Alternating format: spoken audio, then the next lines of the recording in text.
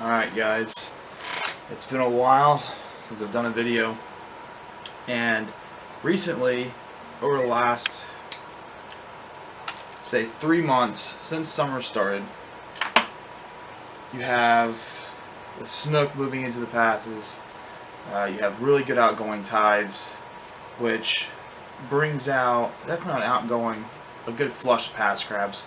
And what's cool is, a lot of people don't think this, but snook do eat pass crabs. And I've known this for a couple years. I've never really tried it before until one of my buddies showed me really how to fish it this year. And it's a really good way to catch some fish. So first off, we're going to start off with the Zman crabs. That's been the go-to since they are buoyant with that elastic material. Helps them float. Here's the glow-in-the-dark color right here. Elastic, really strong, durable bait, and the fish love them. So we're gonna show you how to rig this one first, because everybody's been begging me to show you how to rig these baits. And the way we fish it, they're on the surface. We don't really need a whole lot of weight. We don't want a big giant hook.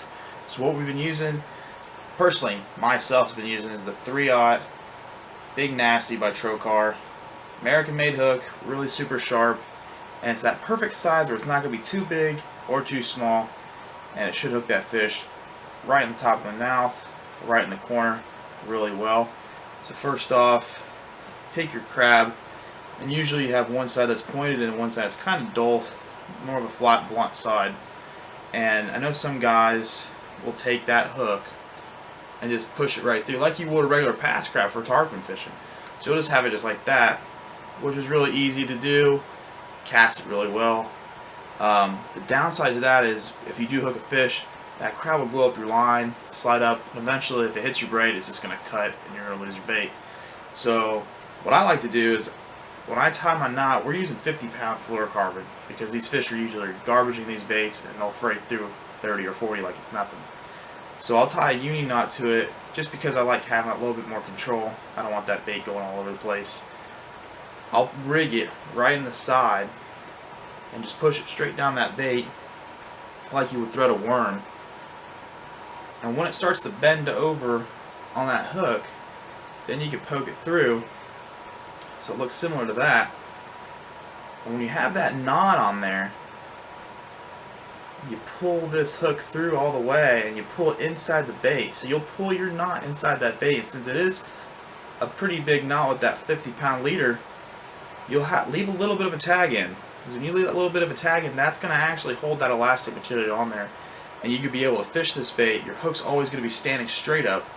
And when it's floating down the current, that fish comes up, whether it be a snook or even a redfish. We've caught a lot of redfish doing this as well. He'll come up and eat that whole thing. And that hook's going to be right on top. You should guarantee a hook set every single time.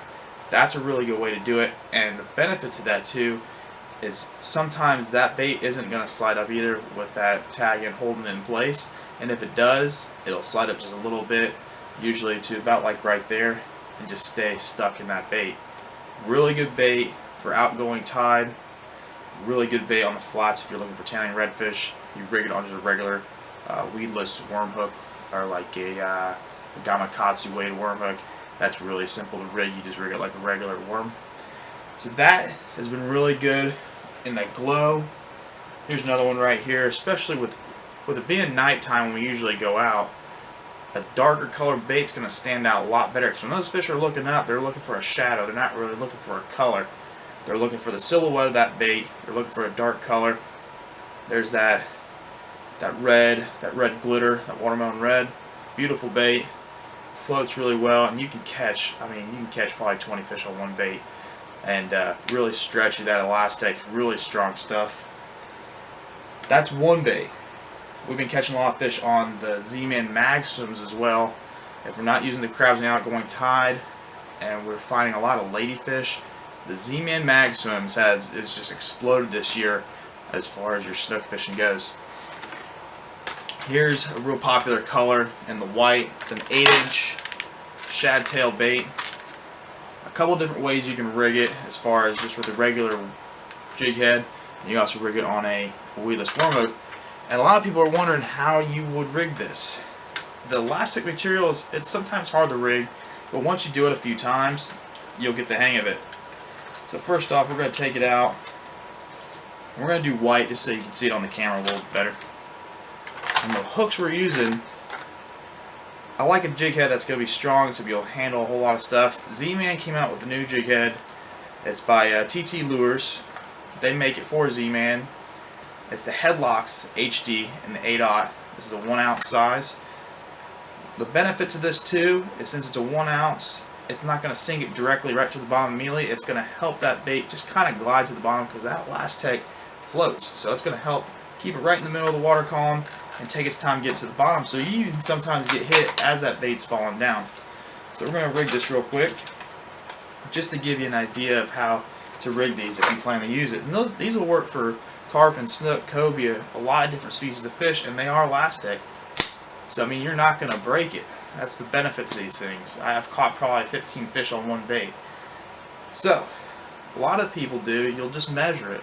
It's real simple. You measure it, you have it right there, and you just put that hook right in the tip of that bait, slide it down, and once it gets to about right there, you can kind of tell where it's going to pop out and where it's going to lay with that hook. And with the Last-Tech, you want to push it on there. You'll hear it pop. So you'll push it up, and you see you hold it right there, it'll go right over that piece of lead. Look how perfect that one came out. Real nice bait.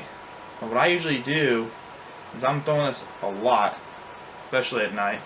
We're going 4 or 5 hours sometimes. I'll pull it down to about right there. Take a little bit of super glue, hit that right there, and push it on. And when you push it on, make sure you push it all the way up and then pull it down a little bit so it stays even with that lead. And the benefit to that is you can throw it all night. You can catch a lot of fish on it without having to worry about that bait sliding down. You can fish with it for about an hour before that bait starts to slide down without super glue, but that super glue does help a lot. And that right there is your Z-Man MagSwimZ and the Pearl, and that should catch you a lot of nice snook. Use it for tarpon as well, and that HD Headlocks jig head isn't going to move at all. That's a really strong mustad hook. That's the MagSwimZ, and usually what we do with these real quick, I'll let you know, cast them out, let them hit on the bottom, and we're just slowly reeling it. And you'll feel that tail kicking. And usually when it's on the bottom, it's kicking like this. It's standing up like a ladyfish. And that hit, it's ridiculous. You can't really even explain the hit with that. They hit it so dang hard because they got to get that big 8-inch bait in their mouth and hold on. It's really fun to fish. I hope everything I've explained right here has helped as far as rigging your Z-Man baits. And hopefully you guys can catch some fish.